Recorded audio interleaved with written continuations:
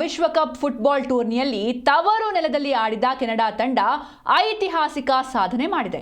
ಟೊರಾಂಟೊದಲ್ಲಿ ನಡೆದ ಬೋಸ್ನಿಯಾ ಹಾಗೂ ಹರ್ಜುಗೋವಿಯಾ ವಿರುದ್ಧದ ಪಂದ್ಯದಲ್ಲಿ 1-1 ಗೋಲುಗಳ ಸಮಬಲ ಸಾಧಿಸಿದ ಕೆನಡಾ ವಿಶ್ವಕಪ್ ಇತಿಹಾಸದಲ್ಲೇ ತನ್ನ ಮೊದಲ ಅಂಕವನ್ನು ಗಳಿಸಿದೆ.